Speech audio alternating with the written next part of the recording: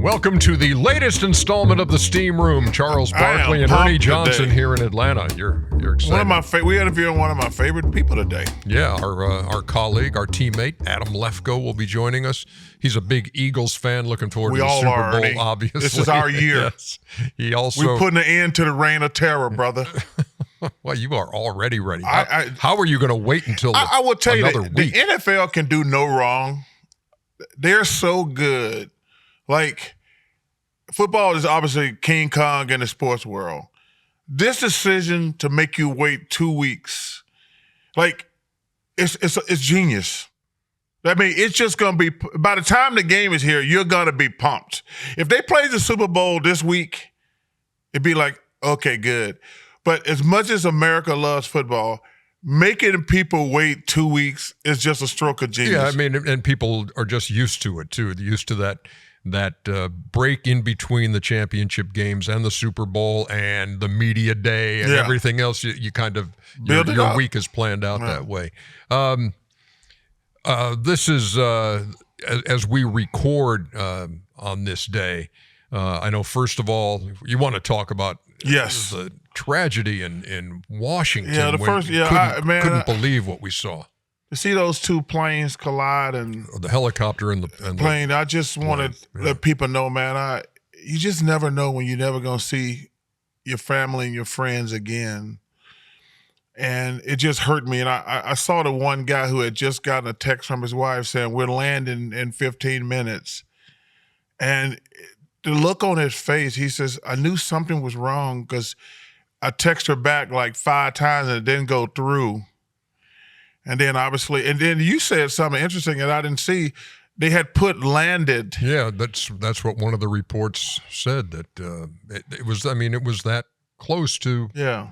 It's just inconceivable, Chuck. And I want to give the thought to the divers who have to go into that cold, dangerous water to try to get these bodies. I was watching the story like. And so this is really dangerous. But those guys, man, people we never acknowledge or meet, are diving into a cold river looking for dead bodies. And it's dark and it's cold. And so I just want to give those guys a special shout out, man, because there's, just thoughts and prayers to the people involved. Just unspeakable. Yeah. And, brutal. Yeah. So I lost a couple good ones this week, Ernie. Want to give a shout out to Harold Katz, owner of the 76ers, drafted me, passed away this week. I got the text from his family, hurt me. Just want to say, hey, Mr. Katz, rest in peace and thank you for everything you did for me. And Ernie, he did one of the coolest things, and it was one of the highlights of my summer. So he lived down in Florida, but every summer he'd come back to Philadelphia. And one night a year before he got ready to go back to Florida, he would have an all-Sixers dinner. Everybody who played, coached, or worked for the Sixers. Really? We had a dinner. He paid for it. It would show up it was like 3 or 4 hours of the best night of my life. Sitting around with Billy Cunningham, Maurice Cheeks, Dr. J, all these guys. And if you played a coach for the Sixers, you were there.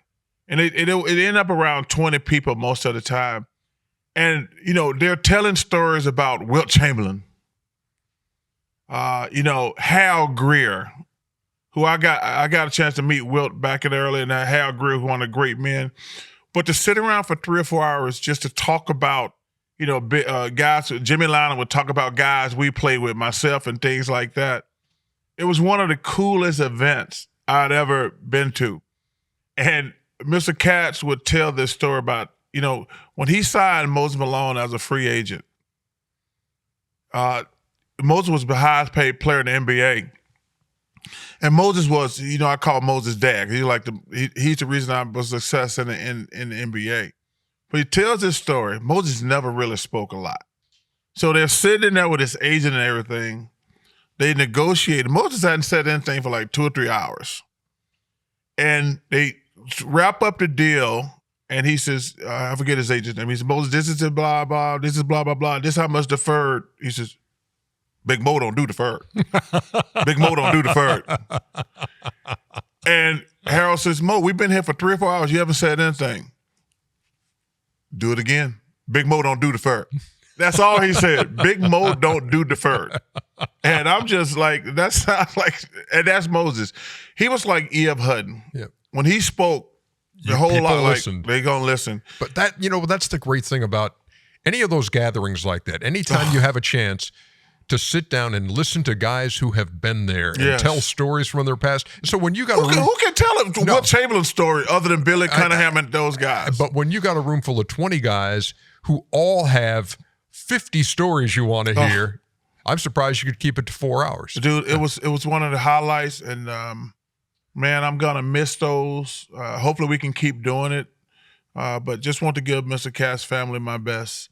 And this a guy, one of my favorite people in the world. His name is Jim Solano. He's a big-time agent in Philadelphia, represent 100 NFL players. Just saw him a couple months ago, played golf with him a couple times, 3 or 4 times during the summer. Always, when I went to the golf course, he was there either playing cards or playing golf. He was a cheater now. He was a cheater. The only guy I ever know, he gets 36 shots and make 4 pars. If you're 36 handicap, you should not make any pars. He would make triple bogeys on 14 holes, but on 4 holes, he gonna make par. And he was getting 2 shots a hole. One of my favorite people in the world, and I just wanted, he asked me to play golf with his grandson last summer, and it was one of the great days of my life, and I just want to give them my best. Mr. Katz, Mr. Solano, gonna miss you guys, man. Nothing but the best. I want to talk about my future, because there's been a lot of stuff going on here about my future, and I want to make everything perfectly clear. I'm informing NBC that I will not accept their offer. I'm going to cancel my future meetings with Amazon. I want to thank NBC, especially Mark Lazarus and Greg Hughes, for offering me a contract. I want to thank the guys at Amazon. Y'all been amazing. But my heart is always and will be at Turner Sports. And the only thing I'm waiting on right now, between TNT and ESPN, I met with ESPN. Those guys were amazing. I want to thank you guys for taking the time. And I just met with the TNT people. I'm hoping that this thing comes together and I can stay with TNT and ESPN. But as I've said, it's all going to be dictated on my workload. I'm not going to work more as I get older. And I'm going to sit down with ESPN and TNT more, because I just need to know if I'm going to continue working. And that's my only decision going forward, how much I'm going to work. But I just want to thank everybody who's been a part of this TNT thing, man. You guys are amazing, and I love you to death. And I wouldn't feel comfortable leaving here, because 25 years is a long time. But like I say, my decision, and I'm going to talk about it. I have a good group of friends. Mike Wilbon, Tony Kornhauser, Bryant Gumbel, Ahmad Rashad. I've always asked their opinion on what I should do television-wise. Those guys been great friends and mentors. And like I said, I'm going to sit down with those guys. Hey, this is what TNT, ESPN is offering me as far as a workload. So I just want to get that off my chest. I'm glad you did. Yeah. And again, we wait to see what shape this takes. Yes. And that's all I care about. Yeah. And like I say, NBC, thank you. Amazon, thank you. But like I say, I just want to know how much I'm going to work. And Ernie, you're older than me. I know you don't want to work more and more. Listen, this has been the best job ever. We work 1 day a week. One. I'm not sure I'm going to work a lot more. And you can be sure of that. And so I want to thank the guys, Burke and Dave, for coming down, and Jimmy. I said, hey, I just need to know how much it's going to work. And TNT, thank y'all for meeting with me and say, hey, man, because I love it here. Oh, last thing, Ernie. Dry January is almost over. Did you really do a dry January? Hell no.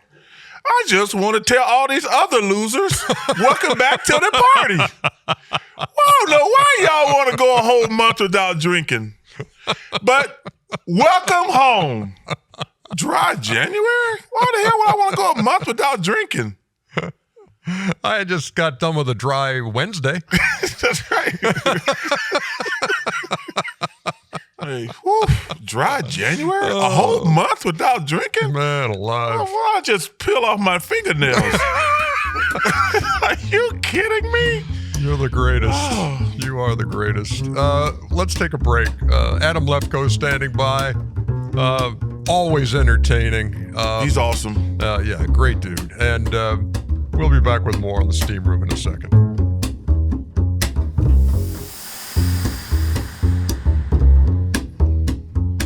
Oh, yeah. Back here inside the Steam Room. One of my favorite people. Who, me? You are. You might be my favorite person. Wow. But this guy, I called him the other night just to say hello out of the blue. He's like, Charles, you're calling me at 10:30 at night. I said, yeah, dude, I just called to check in. He got a little baby. The baby was already in bed at 10:30. Either that he's a bad dad if the baby's still up at 10:30. No, I'm just saying, ringing the phone, or, you never know what he's up to. He could be tending to the baby. And then the phone rings. Him tending to the baby. Nice try, Ernie. Without further ado, let's bring Adam Lefkoe into the proceedings. I'm sticking up for you as a dad, knowing that baby care is a 24-hour-a-day job, and sometimes at 10:30 you might be, there might have been a cry, there might have been something, so you don't want your phone going off while you're doing that. Adam Lefkoe. I didn't appreciate Chuck laughing at me not tending to the baby. There's a generational thing, Ernie. This generation, we don't ever let our phones ring. We are a vibrate-only society. That's what I've noticed, the difference between the two generations. We are two of the biggest Eagles fans in the world. Shout out Jalen Hurts, man. Now, I haven't got over the last Super Bowl we lost to the Chiefs. What are you feeling right now? Because, man, I am so excited for the city of Philadelphia. I tell people, I've been in Philly for 40 years. The Eagles are the number one. People don't even understand it. People root for the Flyers. People root for the Sixers. They root for the Phillies. But the number one sports brand in Philly, and you know this growing up there, is the Philadelphia Eagles, correct? They don't say hello, they say go birds. My son is 14 months old, and he right now was going, E-I-E-I-E-I-E, go birds. And my wife is like, what have we done? In terms of what I'm feeling, Chuck, take yourself back to that 2017 when they won it, they were either going to face the Patriots or the Jaguars. And it means more when you beat the team. Yes. If you want to be the man, you got to beat the man. And I love Pat and Travis Kelce. Those are my guys. So I'm conflicted. At the same time, I think the Eagles are a more talented team, and I'm thinking that we're gonna do it. I also look back at that last Super Bowl, Chuck. Remember, the story then was the Patriots. Can they win 2 out of 3 for the second straight time? I remember interviewing Emmitt Smith on Radio Row and him saying, I'm actually rooting for the Eagles because I don't want the Patriots to be the team. And now we're facing the team again. And Brandon Graham is back, and we know how he ended that last game. Adam Lefkoe, by the way, hosts our Tuesday night NBA show. Been a podcaster forever. He's tied into every sport imaginable and the guys who play it. Here's my question. When I look online and I see like fan reaction, they're saying, oh, great, Eagles Chiefs, the game nobody wanted that, or the only people who wanted that is this little dot in the middle of the country. Why is that sentiment? To me, it's like, hey, this is gonna be a great Super Bowl. To me, it kind of reminds me a little bit of when it was Warriors-Cavs a few years in a row. People like to pretend like they like new things, but when there's storylines, there's a reason we love Rocky 1 and 2 and 3 and 4. I think I noticed a change with regards to the Chiefs when the Taylor Swift stuff started.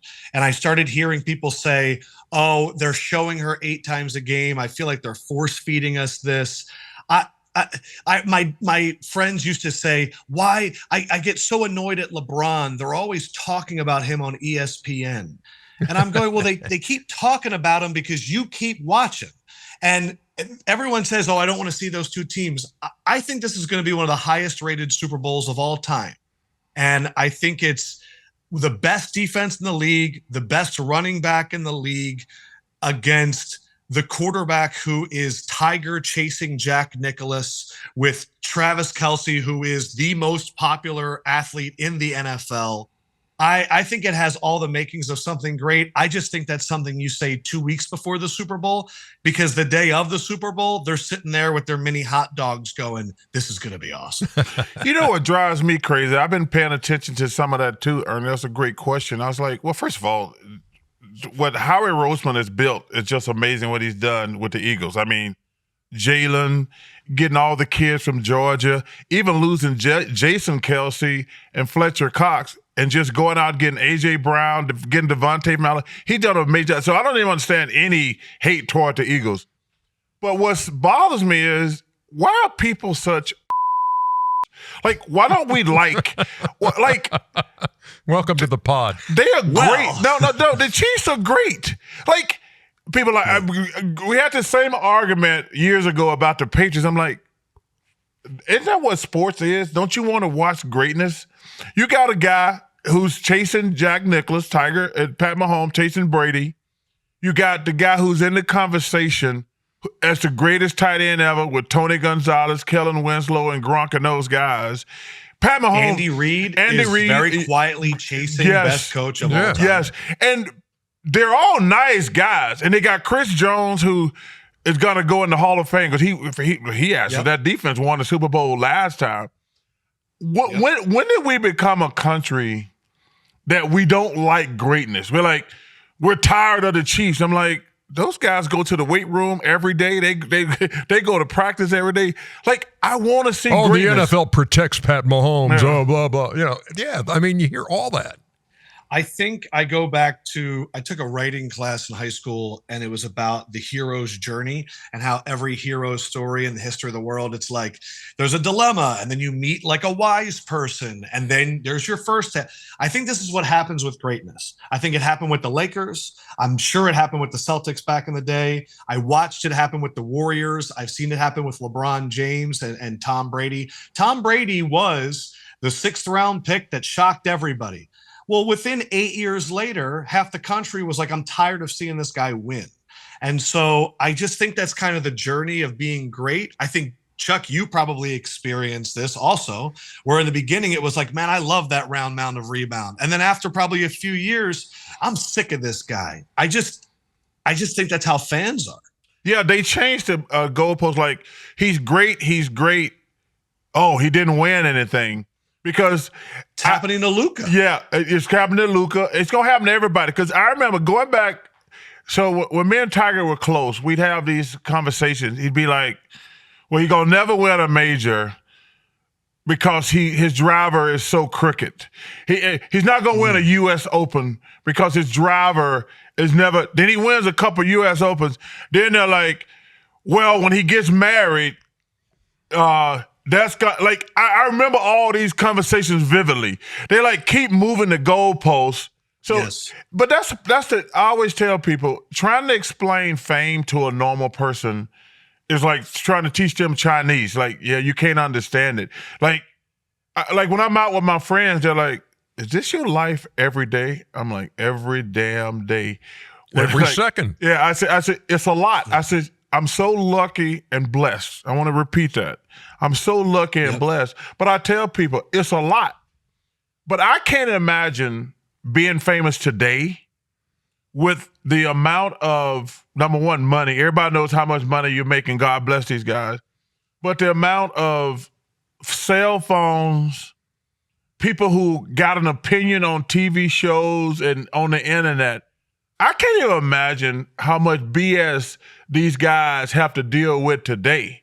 I mean, because some of the stuff that I hear, like we had Ryan Day on last week, And I was like, and first of all, he was awesome, and congratulations to the Ohio State University. Yeah. But you think to yourself, 6 weeks ago, they were going to fire this guy, apparently, according to all the talking heads on television. Like, they should fire him. And he was looking for security for his family. It's like, and I'm like, and I told Ryan, I said, this is the thing I hate about my job the most.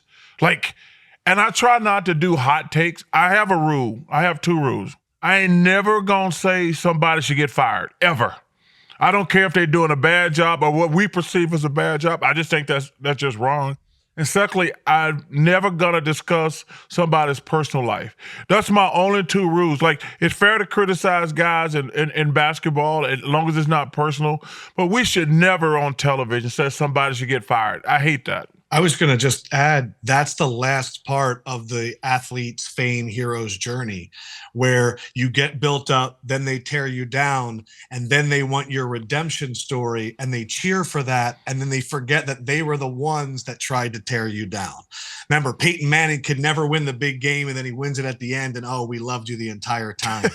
Or what Kobe went through with that gap after Shaq, and then he wins it, and it's like, wow, he battled back. Or what we're seeing from Tiger right now, the scene of him walking the Masters after all those years with all those people behind him. We build them up, we tear them down, and we celebrate when they survived our teardown. Is very interesting. And I just want to say that I love being on the Steam Room. I feel like this is like my 2nd or 3rd time, and I am following the rules today, Ernie. Oh, to the T. You got your towel on? Hey, I love it. Out of way. I've been sitting here with a towel on for 20 minutes listening to Chuck, and I'm like, this is uncomfortable. And I could have eliminated that simply by refreshing you of the rule of the Steam Room at the beginning, but I failed to do so. It's tough when you got Chuck. Yeah, without question. Where does your love of sports come from? So I've thought about this, and I'll never forget, there was a random game in 1995, Eagles game, where I'm sitting on the couch with my dad, and the Eagles were bad. This is, like Rich Kotite type of stuff, beginning of Ray Rhodes. And the Eagles beat the Washington football team. And I remember my dad like hugging me, and we're jumping around, and I'm like 8, 9 years old. And I don't know, it's just such a random game. I think this linebacker Farmer got an interception. It's just, sometimes it's hard to talk about life and how everything's going. It can get repetitive, but being able to communicate with my father, I think, is part of the reason why I love sports the most, because he can call me, hey, how are you doing? Oh, work's good. How about you? Yeah, work's fine. And then we talked about the Eagles and the Sixers and Bryce Harper for 55 minutes. And then we go, I love you. And he's given me his opinion, and I'm giving him mine. Oh, that's a good one. Oh, and by the way, Ron said this. And I think it's also part of the reason why I wanted to do sports broadcasting, is because I would sit there with my family and we would watch you guys. And there was something about the first All-Star game I did with TNT. I did the Rising Stars. And before the game, I just said, I'm doing it. And I said, hey, America, how are you? Shout out to you, Grandma. And luckily, my cousin, I think it was my cousin Ryan, whipped the camera around and saw my grandmom's face, and she was just glowing. And so sports has always been in my family. I remember when my grandfather was sick, he was in the hospital, and he started yelling, and the nurses ran down the hallway, and they turned the corner, and he was cheering for a first down for the Eagles when they thought he was in pain. It's just kind of woven into the fabric of how I was raised. And with sports comes love, wins or losses. And you know what, Adam, when you have that love of the game, and then you think, hey, broadcasting might be the thing. Obviously, you don't know what shape that road is going to take. But I recall, and I'm thinking it was Louisville where you were, correct? I don't know which stop Louisville was on your journey. Yeah, stop 2. It was Nebraska and then Kentucky. And Chuckster, I don't know. You're not a big Seinfeld guy, are you? I'm not. No. But this guy does an entire sportscast filled with Seinfeld references in every story that he did that night. It's on YouTube. It's classic. Yeah.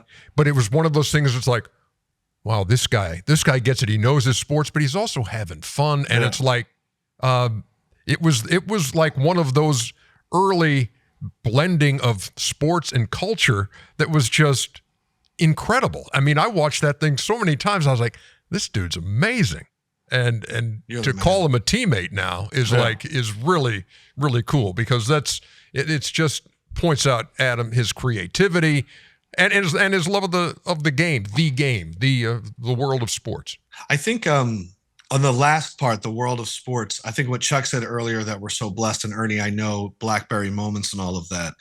I always don't understand when I see people in our industry that are either complaining about it or they're wanting to try and do other things. And I'm like, what else do you want to do? Exactly. Like Ernie gets to go on TV when his dogs are like in the playoffs and root them on and talk about them. Like, that's what I would want to do all of the time. Or my Sixers beat the Lakers the other night and I get to be on TV to talk about Maxey dropping 43. Like, I don't want to do anything else. Like, that's the best. And in terms of the Seinfeld stuff, that was when I thought my career in TV was coming to an end, because my contract in Louisville was 3 years and that was at 3.5, and no agent would sign me. And I was like, this is boring. I was like, let's just have fun. And I thought I was going to go into radio, because I was like, nobody wants me. And then that happened. And then within 7 months, I'm presenting an Emmy with Ernie, and he's leaning in and he's going, that Seinfeld cast was awesome. And I was like, this is nuts. You know what's crazy? I almost blew up the internet the other night. If something happened on the show about The Sopranos, I said, I've never watched The Sopranos. So wow. I've never watched The Sopranos, I've never watched Seinfeld, and I've never watched Friends. Or Breaking Bad. Went back and watched The Wire. Yeah. Man, what an amazing cast. But you watch every episode of like Chicago Fire and like Chicago NYPD. PD and Med and FBI International, FBI Wanted. And on Thursday night, I'm watching SUV. SVU. But another one of his rules is I refuse to watch iconic series, and so that's kind of how that fits in. Is that because you just want to be different? Yeah. No, it just wasn't my thing at the time when The Sopranos were popular. You know, Friends. That doesn't make any sense. My daughter has watched every episode of Friends and can recite them. Mm-hmm. She can recite every episode of Friends. No, I mean, it's probably actually, I know Courtney Cox, who's a sweet lady, because she grew up in my home. That's an early name drop. That's an early name drop. She's from Alabama. She's from Birmingham. I know she is, but that just came right out of the blue. I do like the idea of there being like a segment on Inside where it's like, Chuck watched another episode of Sopranos. Let's get a recap. Right now. And he's like, this Tony guy. Hey, Landman. I'm in love right now. The Lioness season 2, and Landman with Billy Bob Thornton. Those are the two. Man, Taylor Sheridan. Oh, that's the one Jerry Jones was in. Yeah. And he was actually very good in that scene. Well, Jerry Jones is a good dude. Yeah, I mean, you watch that scene with Jerry Jones across the desk. It was really, really good. Have you ever taped a TV show before? Yeah. You just keep doing it till you get it right. How you know he didn't suck all the other takes? No, I'm just saying he came across very naturally. No. If you're not any good, every take's going to be horrible, and you're just going to take the one that's less horrible than the other. I've had the pleasure of grabbing drinks with Jerry Jones. Here we go again. Twice. Okay, Courtney Cox, Jerry Jones. Hey, twice listen, I've had drinks with see, this is the thing I hate when people say. Just because I have famous friends. That's exactly right. Just because I got famous friends. It's so hard being famous. Listen, just because you got friends who are nobodies, that's not my fault, Adam. I got famous friends. Put you on the spot. There you go, calling yourself give me a famous person you've had an encounter with in the last week. Nobody. Nobody in the last week. Or how about this? Sam Jackson. Okay, there you go. Sam Jackson and Kareem Abdul and Kareem Abdul-Jabbar, the great Kareem Abdul-Jabbar. We were shooting Capital One spot. And who else was there? Magic and Jen Gardner. Garner. Yeah, Jen Garner. You forgot this happened? Well, I don't see. I've done this to commercials with those guys. Spike Lee, I don't leave him out. I've done those commercials with those guys like 10 years now. So I consider them casual because Jen Garner's the sweetest lady ever. And Sam Jackson is the best I've ever been around. Yeah. Him and Joe Pytka, the great director. Here we go. They're the two best. I'm going to tell you something. Joe Pytka and Sam Jackson are the two best I've ever been around. You know how they know what works? Mm-hmm. Like sometimes the people behind the scenes wrote a crappy commercial. Mm-hmm. Joe Pytka and Sam Jackson are not going to let it. He said, we're not doing that. It's not a good way to do it. Okay. But they're the two best I've ever been around, Adam. This is happening to me with Shaq right now because I do a podcast with Shaq and then I do TV with Shaq. I have heard Shaq tell the same stories 8,000 times. Just like I know you've heard Chuck tell it. Like that story I've heard Chuck tell 60 times. I'm sorry, Chuck. Yeah. But then if I interrupt, I get like people that are like, man, he's interrupting all the time. But I'm like, I know people have heard the story 1,000 times. How do you handle that, Ernie? I might interrupt and then let him continue just to let him know, hey, we've heard this story 700 times, but for that one person out there who may not be familiar with how you feel about Chris Paul's leadership Ernie's abilities. Ernie's the worst, Adam. Ernie finishes my sentences like stuff I said. Or how you feel about Paul Silas saying, you got a head too. Yeah. He or finishes. Greg Popovich saying, you know what? God. I may run a play for you. It doesn't mean it's for you. It means it's good for the team. He does that all the time. Oh my gosh. I know. Because Shaq the other night was like, there's only 4 players that I ever, and I was like, we know White Chocolate, Dwayne Wade, Kobe, and then the comments online are like, he's always interrupting him, and I'm like, guys, if you watch the show, you've heard that. So I just wasn't sure. So you give him a note and then you let him go. Yeah, I mean, he finishes, Adam. I don't always finish it, but I just so folks realize, and I always get knowing looks from Kenny and Shaq. Also, yeah, we've heard this. Okay, but again, if you haven't heard it, continue. Now, what's your question for Chuck? Chuck, I know that you normally do Super Bowl big and you invite all your boys and you have a good time. Is it different when it's the Eagles? It was different because they lost. No, but I mean, like, is the setup, like, do you invite the same amount of people? No. So this will be our 28th straight year. I've heard this story too. Okay. Going to Vegas and I'm going to Vegas. This will be my 20. It's the best. This will be the 28th straight year. We get in on Friday night. We have a nice meal. I gamble a little bit, a lot. And then we get up early on Saturday and we go play golf. And then I gamble and have a nice meal Saturday night. We get up early Sunday morning because the game don't start till 6 o'clock. Oh, really? So we get up on Sunday and play another 18. Get back to the hotel, take a quick power nap. Have a nice meal. No, the meal is at the function. Okay. The function. Yeah. So this will be 28 straight. You're still doing the same thing even though it's the Eagles. I'm just more excited. Okay. I'm just more excited. I have a question. Do you have any gambling advice for the Chuckster? I don't know how much you gamble. I actually do. But I know, I don't know how much gambling you do, but I know, like, you hit a 5-legged parlay the other night. He's the king of parlays. I'm not going to lie. And you're 0-17 so I'm due. On our pregame show. So what's your advice for the Chuckster? Chuck gave me some of the best gambling advice before, which is just bet the team to win. And if you're actually gambling, you should really only be betting that. Yes. The reason we bet parlays on TV is because our incredible sponsors know that they win the most money when people bet parlays. What I would tell Chuck is Chuck's parlays are always the best player scoring the points. And I find those are the hardest ones because it's a lot harder for Anthony Edwards to score 28 than it is for Kelly Oubre to score 15. And so I think what Chuck needs to do, because they give me the parlays, Adam. They give me a list of 4 parlays. They give you a choice of which parlay you'd like to do. I think you need to do your own parlays. Correct. Would be my advice. See, there you go. There's the advice. I spend too much time on those parlays. The other thing I try to do, and see, Chuck, this is where you and I are different because I'm a host like Ernie, so I'm there 7 hours early and doing all this prep. I'm trying to find who's not playing in the game because of injury, and then I'm trying to go who's getting those shots. And so I try to find the edges instead of going Kevin Durant, Anthony. Like my parlay the other night had Eric Gordon and Kelly Oubre in it.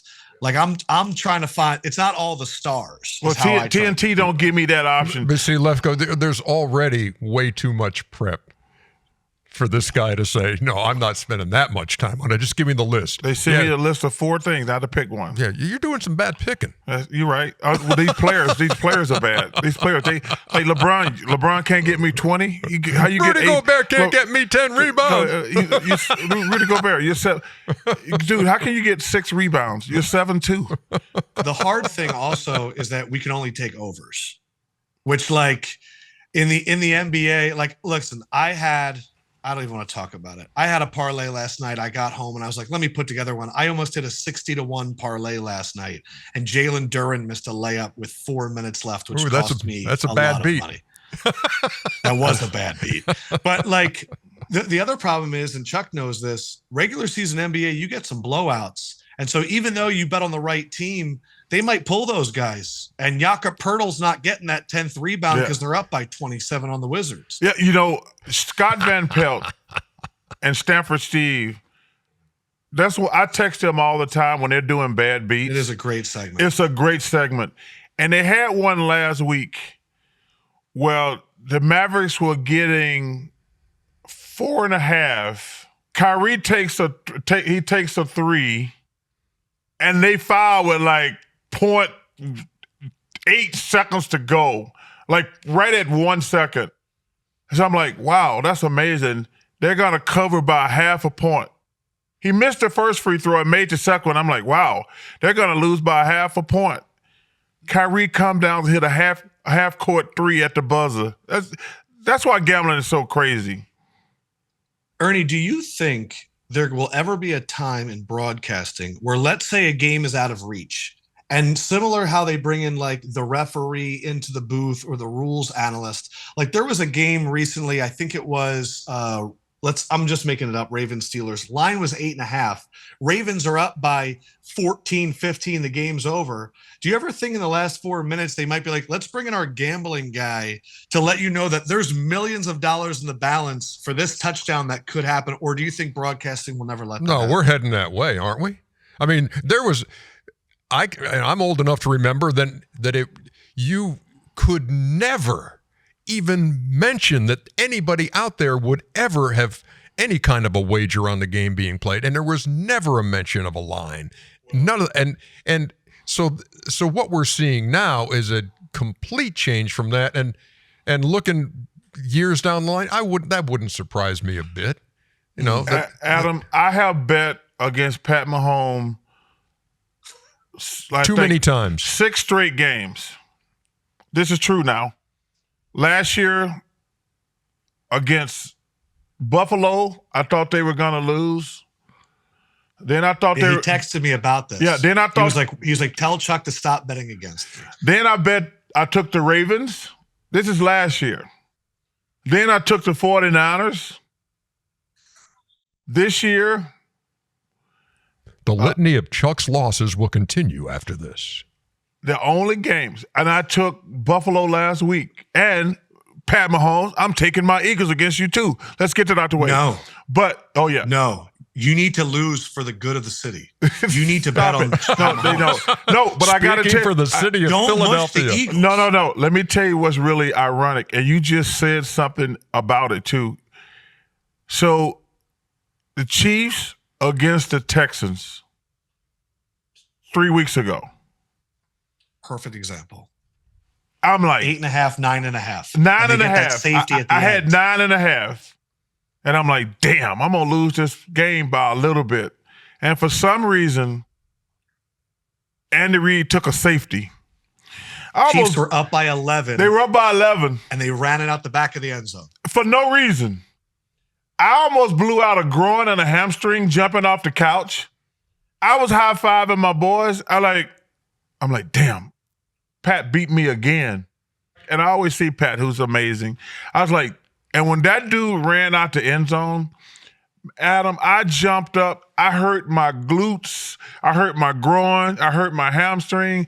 I could not believe they took that safety. And I won by half a point. I couldn't believe it. So it's crazy. Well, it was like the national championship game, too, that suddenly got close when Ohio State was blowing them out. And all of a sudden, it's an 8.5. The line's, 8.5? And suddenly it's an 8-point game?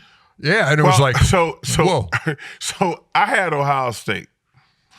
Because you were going nuts. I know I really was pulling for Marcus Freeman, but I had to make a business decision. I still want to meet Marcus Freeman. I love that guy, everything about him. So we were together, and I said, you know what, I'm going to have to go with my wallet. Ohio State's the better team. Ernie texted me in the middle of the game because we had been talking about, because we were on that day for MLK Day. He says, I sure hope you took Ohio State. And they're up like 3 touchdowns at that point. I said, yep, I went with my head instead of my heart. And then all of a sudden, he texts me again like, uh-oh. And I'm like, dude, kick a field goal. Please kick a field goal. Chuck, have you ever had, because you definitely wager more than me, have you ever had someone that was kind of a mush and they would say, man, what a lock, you did it. And then it turned and you were like, I never can watch a game with you ever again? I got a friend named Craig Connolly. He talked me into. So I have a. Is Craig part of this Vegas extravaganza? Yes. Okay, good. He's a big Lions fan. So he enjoys a nice meal. Yes. And some golf. He's a little pouchy. Okay. Little pouchy. Craig Right. is. So Thanksgiving, he says the Lions are gonna kill the Bears. I'm like, no. Most division games are close. And if you go back and look, most division games are within a field goal or a touchdown. And the Lions were favored by like 10, 11, 12, somewhere in there. I said, Craig, I'm betting on the Bears. It's going to be a close game. And he says, no, the Lions are going to kill them. I said, Craig, all division games are a touchdown or less. And I listened to this mush, Eddie Mush. I listened to Craig, Eddie Mush. And at no point in that game were the Lions going to win by 2 touchdowns. And that's the worst bet. Those to me are the worst bets when you ain't got no chance of winning. I don't mind losing at the end here or there. But when you're watching a football game, and you're like, well, they supposed to win by 10 or 12. And they're like, it's a nip and tuck game. Like, I just got to watch 3 hours of torture now. Mm-hmm. That's what drives me crazy. Hey, I have a few people. Yeah. Hey, Adam, I got a question for you. So you and Travis Kelce tight, right? Yeah, that's my guy. Yeah. How did that happen? I think it happened because you mentioned before I was doing a lot of sports at Bleacher Report. And so I've probably done 7 or 8 radio rows. And I'm sure Chuck has done a radio row. It's 100, 200 radio stations from all over the country. And they're all like, who do you got winning the game? And it's just this weird energy. And I think that I was just kind of younger and we just hit it off. And so after you do 2 or 3 Super Bowl radios in a row, and he's like, oh, good to see you again. And then Chuck's favorite event in the world, Lake Tahoe. Yeah. Our friend, Shidel Castro, Tara August, brought me out there one time. And we were doing an interview and he's like, hey, man, we're about to go on a boat. Do you want to come? And I was like, yes, I do. And so we went out in the middle of the lake and I'm hanging out with all of his friends and we're having a good time. And then that night we went to the casino and he taught me how to play craps. And just from there, it was just, I always said there's been a few broadcasters that I've tried to patent myself after. Professionally wise, taking it seriously and being organized and handling the big moment, Ernie, it has always been you. And it's something that I've always respected about you. And the one that I loved when I was a kid was Ahmad Rashad, because I was always obsessed with the fact that he's smoking a cigar with Jordan on the golf course. Like, yeah. I didn't realize as a kid that Ahmad Rashad was also this like incredible football player. I thought he was a broadcaster. I didn't realize. And so my rule with athletes was just be Ahmad Rashad. And so we hit it off. And I'm not a newsbreaker. I'm not Adam Schefter. And so I'm good at, not talking about things. And we just had a great time. And then from there, we really talked up on my podcast with Chris Sims, Pat Mahomes, because everybody was like, oh, I don't trust quarterbacks from Texas Tech.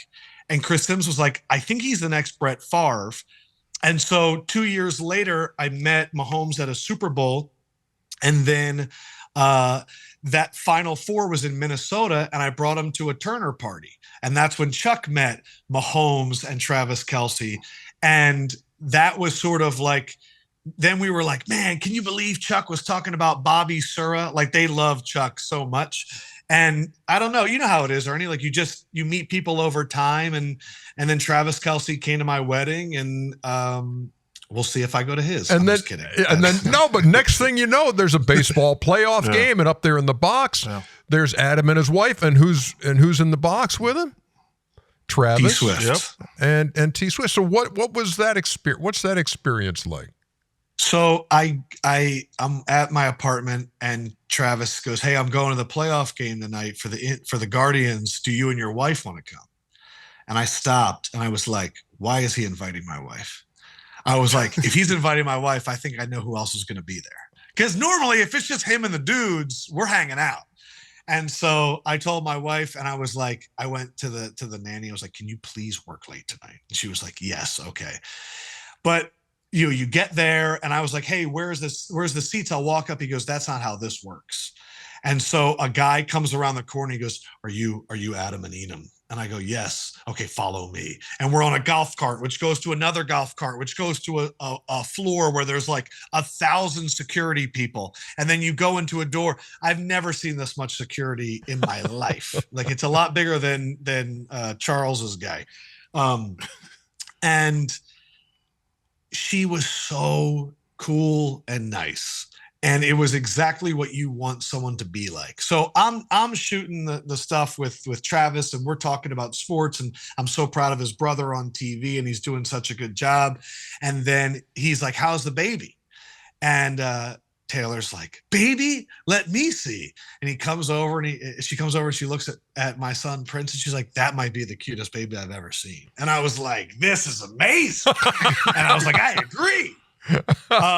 But she's like, "Man, you and Travis talking, this is like exactly like him when he's talking to my dad," because her dad's a big sports fan, and they just all that. And I'm talking to Taylor Swift about the Reading Phillies because she grew up in that area. Yeah. Really cool, really down to earth, really fun. What's crazy about a celebrity that big is I'm watching a playoff game, and to my right, there's a suite where everyone has moved to that side. And on my left is a suite where everyone's moved to this side. And every woman in the suite is not watching the game. They're just watching Taylor Swift. And Travis would say something and she'd laugh, and all of those women would also laugh. But they didn't hear anything. That's hilarious. Like you just see Taylor, they go, "Oh." But you know what? This is a testament. Chuck is like this. Shaq is like this.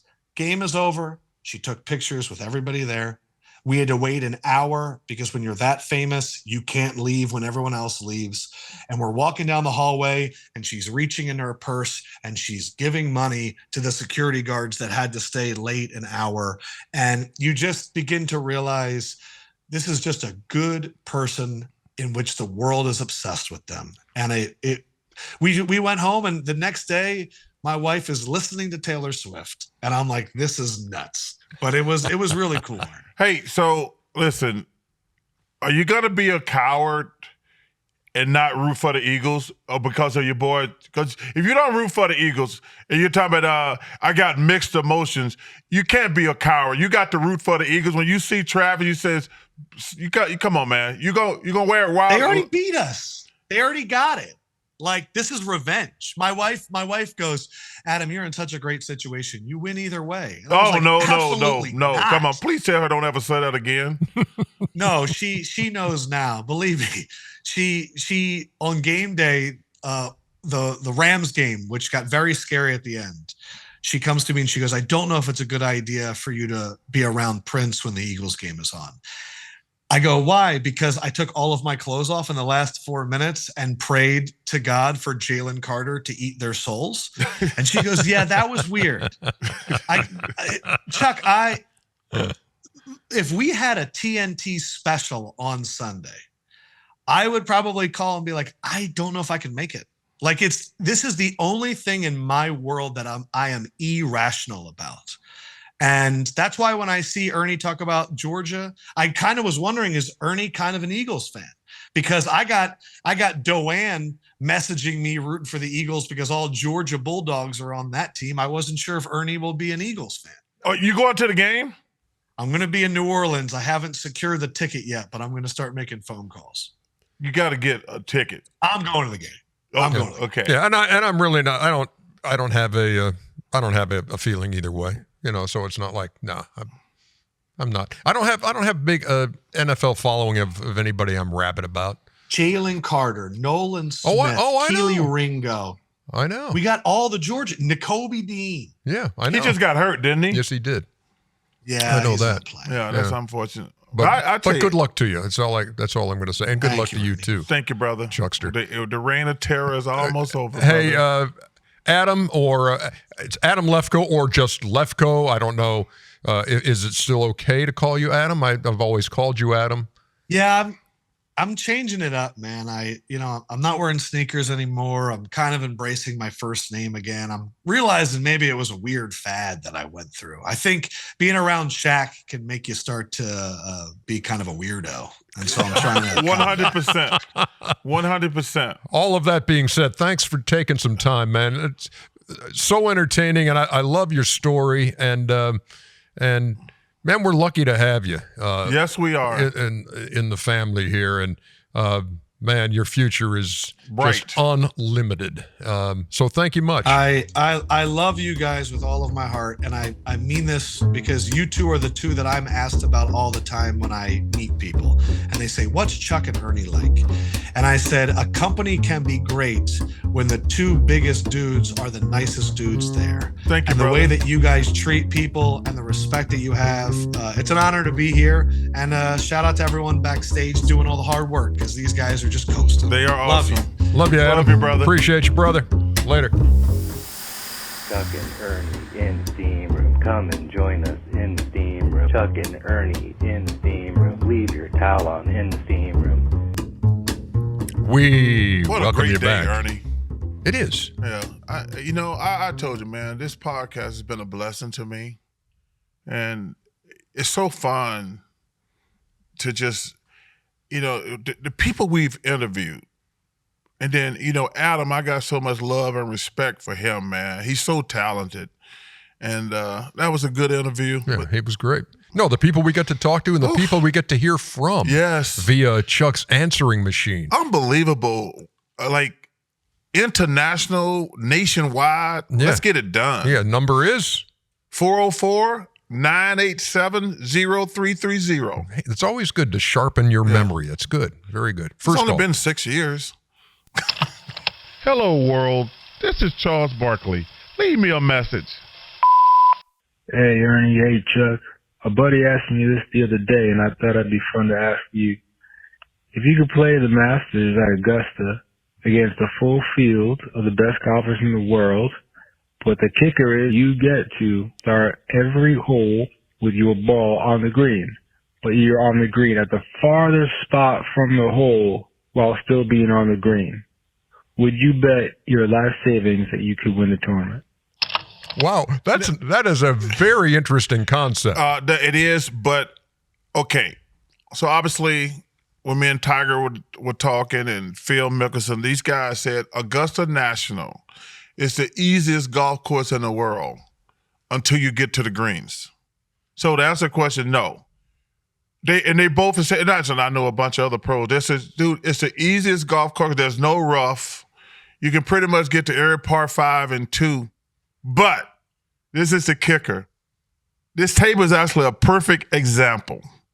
They all said the greens are a combination of like 5, 6, or 7, depending on the size of these tables. And they said, if you don't hit it on that table, you're putting for bogey Or double. A double. Yeah. And they're saying, I said, what? They says, the greens are the hardest greens in the world. And if you hit your ball in the wrong spot, automatic three putt, or you're just like, okay, I'm lagging this birdie putt because if I hit it too hard, it's gone. So the guys have all told me, that's the dude, it's the best golf course in the world probably, but it's the easiest golf course, but the greens are the hardest in the world. If you miss... You just gotta know where to hit it. You gotta have the confidence. And know where to miss. Yeah. But if you don't hit it to that particular level, you're in trouble. Yeah, so I'm thinking that. So you're saying no, you would not win the Masters if you were allowed to put your ball on the green at the furthest point from the hole. You're praying to three putt every hole probably then. Yeah, that's best case scenario. It'd you would hope the three putt. That would be a fun thing to do, though, wouldn't it? That'd be it would just be fun. You should just to go there even by yourself and do that and just see what your score would be. That would be awesome, especially on those par threes. I mean, you could walk away with a 6 on a par 3 just from rolling it 6 times. Next one. Great question. Hey, Charles Barkley, I love you. And my question is, would you ever consider doing reality TV? Please say no. Number one, thank you for the kind words. I would never. No. Please say no. First of all, that's a hard no. Please say no. Thank you. First of all, I don't think. I used to have this argument with my daughter. She loved those when she was young. Okay, way young. She loved the Housewives and things like that, and it used to drive me crazy. And I would say, Christiana, nobody hangs out with people they don't like. I says, she's like, what do you mean? I says, these are just bad actors. I says, why would you hang out with people you're going to fight with all the time? I says, these are just bad actors on a TV show. Mm-hmm. Like, she's like, what do you mean, Dad? I says, would you hang out with somebody you didn't like who you're going to fight with all the time? For ratings? I says, and that's it. And I says, that's why these... It's as far from reality as it gets. That's as far from reality as you can get. I says, I get the... I'm not going to hang out with anybody I don't like, especially if I'm going to fight with them every week on a TV show. So, number one, I hate reality television for that reason, because they're just faking bad acting. So I don't need to look for a Meet the Barkleys. No, you do not. Series that might come on. You do not have to worry about that. Or the Smiths. We shouldn't. Next. Kenny's boring-ass life. Hey, Charles, this is Brian from L.A. I know you said in the past that you've never really played video games, but do you have any good memories about your 90s Sega Genesis game, Charles Barkley, Shut Up and Jam? Anyway, thank you. Big fan. Take care, big man. Well, I remember that, actually. My man Sandy talked me into doing a video. I never actually played that game. The only video games where I played was in high school. We played Galaga. Mm-hmm. Pong. And what's the one where you eat the stuff? Pac-Man. Pac-Man. Galaga. Of course, you describe it as the one where you eat the stuff. It's eating the little dots. I know, but just go ahead. Okay. So Galaga and Pac-Man, the only 2 video games I haven't played, and that was in high school. Mm-hmm. I didn't play video games in college. I remember, what's the one? Rock'em Sock'em Robot. I got that one year. How about for Mike Christmas. Tyson Punch-Out? No. Rock'em Sock'em Robot. Sock'em Robots wasn't a video game. No, it was a game. Robots Yeah. But that's one from my sweet mother and grandmother got me that one year. And but just knock the guy's block off. Yeah. And his head would come up. But the only 2 games, Galaga and Pac-Man. Okay. Yeah. Those were great games too. We should bring those back. Yeah, we should. Kids should be playing those instead of some of these other crap games out here. Yeah, kids need to be playing more Rock'em Sock'em Robots. Next. It's Jenny, loyal steamer from Oregon. I loved your episode with the Ohio State coach. And at the end, you guys were talking about how coaches in your past made such a big influence on you. My question for you guys is, do you want to coach youth ball? You're so positive. Why aren't you out there empowering kids? I know you're busy, but do you ever think about it? You got some grandkids, right? They're going to be going into your sports here soon. You going to be a coach? We want to know. Thanks. I've done some. Jenny, I've been assistant coaching when Eric was playing, coming up. But Jenny. But a lot of times you're just there to keep an eye on the coach. I would rather somebody hit me in the head with a shovel than the crap that I see. Parents screaming at their kids, beating up referees. Every time I see something like that, I was like, what? Go to the game, watch your kid. You can't scream them into playing better. The refs are not probably getting paid anything. Like, there's refs that have gotten killed in sports in the last few years. And I'm like, why would you fight the ref? And I don't even go to high school games anymore for that reason. I used to go to high school games a lot. I used to try to always go see my high school play. But it became so contentious between the players and the parents. I did not enjoy it. I was so lucky and blessed. I had a great mother and grandma. They just sit there and cheered and encourage your kids. Yes. But I mean, it's, we had Jeff Francoeur on the pod once. Who was amazing. Yeah, because he talks about this all the time. But you just got to know where the line is and not cross it. I mean, you can encourage your kids, but when you start coaching them and it doesn't coincide with what the coach is trying, then you're not doing any good. And then and one of the beauties of sports to me, Chuck, is the passion that it brings out. You're passionate about your team, you're passionate about the sport. And I think all kids should play sports. Yeah, but when that gets to the point where you are going after, again, these volunteer umpires and coaches or guys who are getting paid a little bit to be there and are really, they love the game as much as you do. They just like to call it. When it gets to that point, that's when you have to look in the mirror and say, you know what, I need to step wrong back. With me. Yeah, exactly. It drives me crazy. Problem. Every time I see it, I'm like, who's fighting with the ref? You think that ref said, hey, let me make a bad call? I mean, this guy probably sells insurance through the week. And like, he's trying like, hey, I'm going to volunteer and be a referee or you're going to pay me some chump change. And you got parents screaming at him.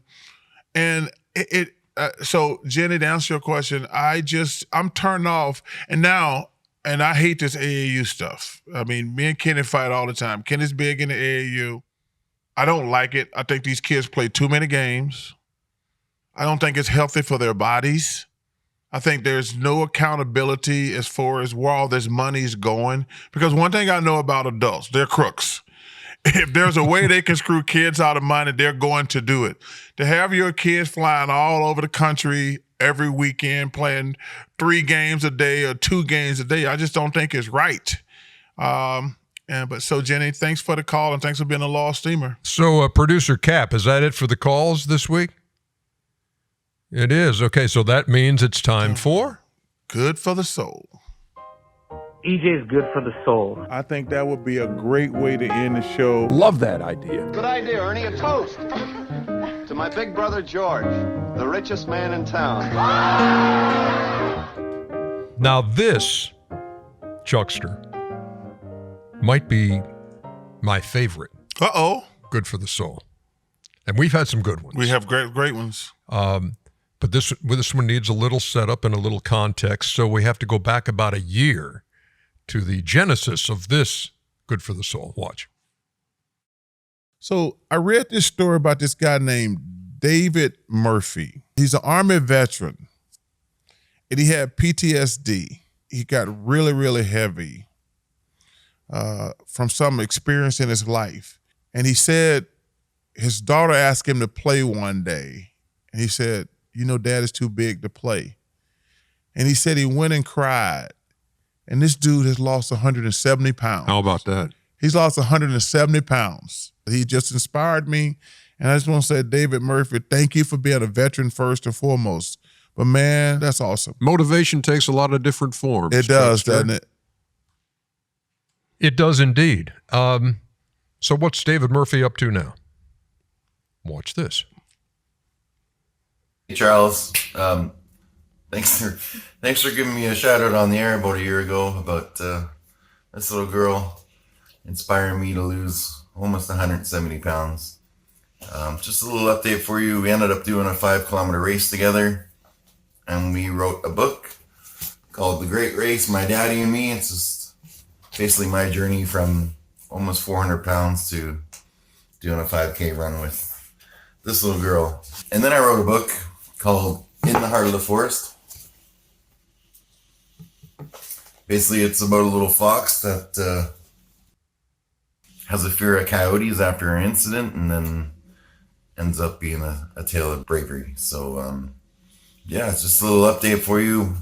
We work out all the time together. She's doing Muay Thai, and things are great. So, have a good day. Oh, man. What did I say? And she's so beautiful. David and Macy, his daughter.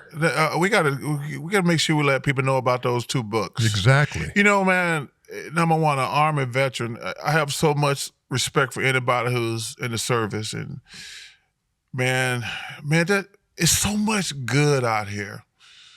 I mean, he should inspire a lot of people. Mm-hmm. But I say this all the time on here, man. All the bad stuff is so loud. Man, we have to really just quiet the noise and say, man, there's some good stuff out here. Yeah, shout out to our producer, Abby, who made that happen, who got the update from David and his daughter. You love to see that. You love to see the look on his face. You love to see the emotion there and how... it reminds me of how you are with Maggie. You're the same with all your kids, but when I see you with Maggie, it's the same way I'm with Christiana. Like, seeing her become a mom, it just brings so much joy to me. Because I was like, people say like, I said, you don't understand, man, when a daughter-daddy thing is a whole nother level. Like, I was joke with my friends, like, man, you'll do anything for your daughter. I said, man, she's like, I ain't doing nothing for my son. Oh, and I said, I would do anything for any of them, from Eric to Maggie to Carmen to Ashley to Allison to all the grands. People would always say, if your daughter if my daughter came to me and said, Dad, can I go to outer space? I'd say, my first thing would be, let me see if we can fit in the budget. Well, at least you go there. Yeah, like, it wasn't an automatic yes. That's right. Listen, because I'm never going to tell her no. Yeah. But man, I'm so proud of him and thank him for his service. Thanks to David. That was good, brother. And thanks to Macy. Yes. That's awesome stuff, which is good for the soul. Good for the soul. We've had a great time today, as always, and we look forward to the next time we get together in the steam room. Thank you, loyal steamers. See you next time.